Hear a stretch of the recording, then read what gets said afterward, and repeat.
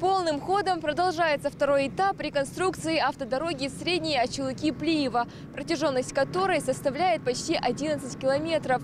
Накануне подрядные рабочие на уже подготовленном участке дороги начали укладку нижнего слоя крупнозернистого асфальтового покрытия, а на другой части объекта продолжается устройство основания из песчано-гравийной смеси. Все работы ведутся в рамках государственной программы развития автомобильных дорог Ингушетии. На объекте задействовано несколько бригад. Пока одни с помощью специальной техники укладывают асфальт в 2 слоя, первый 5 сантиметров, а второй 7, другие рабочие заняты выемкой грунта.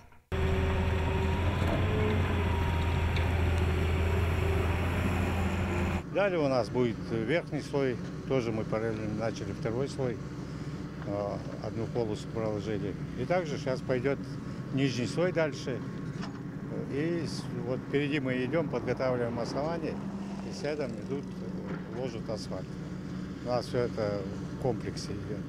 Работы начались еще в прошлом году. Тогда обновили участок протяженностью 1,5 километра. А сейчас в надлежащее состояние приводятся оставшиеся 9 километров. Помимо укладки асфальта будут установлены дорожные знаки, разметки, пешеходная дорожка.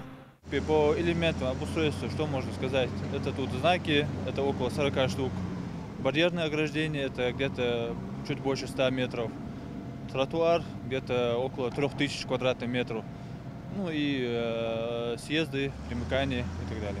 В реконструкции эта трасса нуждалась еще с давних пор. Асфальт на глазах разрушался с каждым днем, а загруженность тем временем, наоборот, возрастала. Сейчас водители не дождутся конечного результата, но ради такого стоит потерпеть временные неудобства, считают автолюбители.